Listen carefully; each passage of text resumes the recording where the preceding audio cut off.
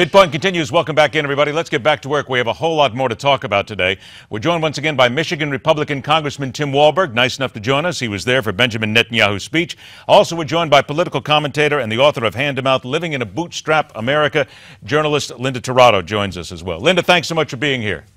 Happy to be here again. All right, Congressman, let me start with you first of all on the Hillary Clinton revelations that have happened here in the last 24 hours, that Mrs. Clinton, while she was Secretary of State, apparently was not using an approved government email, that she was sending all of her email communications with their own personal email. This has a tremendous amount of impact, if you will. Some people are talking about national security, but other people are talking about the fact that it simply doesn't live up to the transparency that she has always talked about. What is your reaction?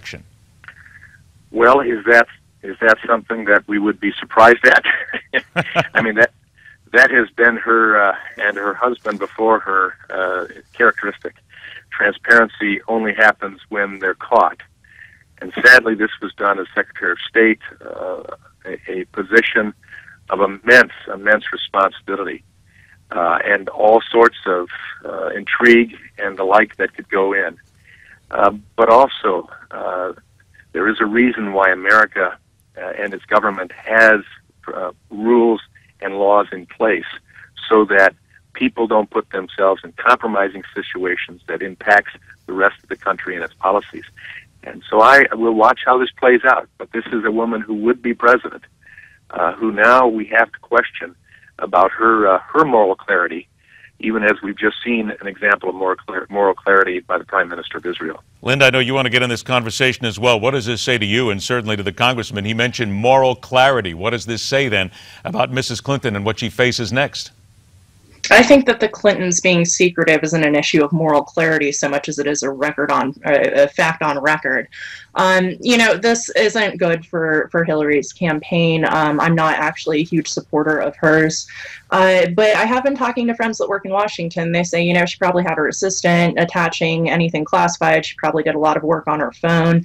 The response seems to be, wow, that was just one of the stupidest mistakes we've ever seen anybody make. And that would be probably about my call, as this was a really, really stupid thing for her to walk into. Congressman, I don't think anybody is going to argue the fact that this was a stupid thing to do. We've heard that over and over again. But the word that I keep hearing is arrogance. And it seems to be that not only with Mrs. Clinton, but especially with many others, there is an arrogance that they can get away with whatever they want.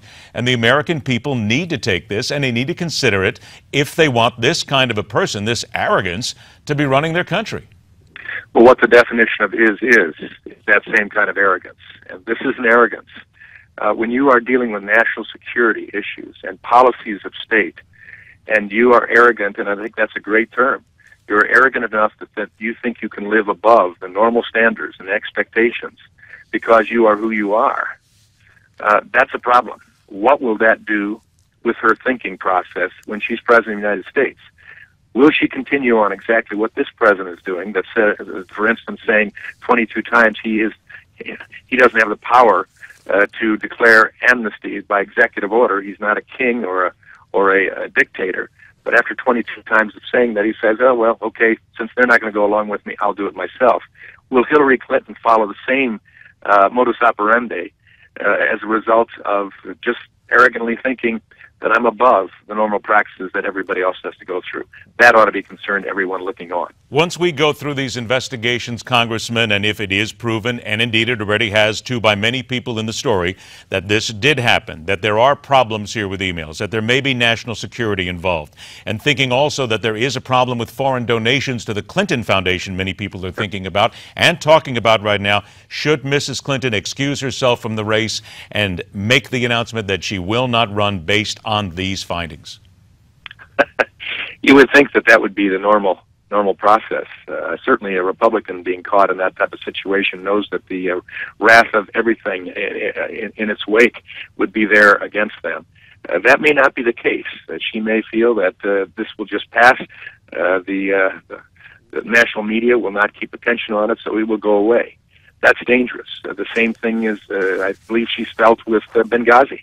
That isn't going away. There is a select committee that's looking into that. And what difference does it make is not an answer that should be involved with this as well. because it is against policy, it is the wrong thing to do, and it is arrogant in its lack of transparency. Linda, 30 seconds, your answer on that, please, and then we'll take a break. I would say maybe we want to wait for the actual national security apparatus to talk about security before we start condemning people for essentially, that road leads to a treason accusation. And I think that it's important to remember that these are people who have been, involved. The Clintons have been running the country in very high levels for decades now. So they probably had some clearances somewhere that we're not hearing about. So on this, I'd say let's wait until we get an actual national security advisor in to talk about it. Here we go, a news story we're going to be following for a while. Congressman Tim Walberg, I want to thank you very much for hanging with us and staying with us here and discussing all this. I'm sure we're going to talk again soon. Look forward to it. Thank you. All right, take care. And Linda Tirado will join us again right after the break as we turn to more on the show that questions everything. This is MidPoint.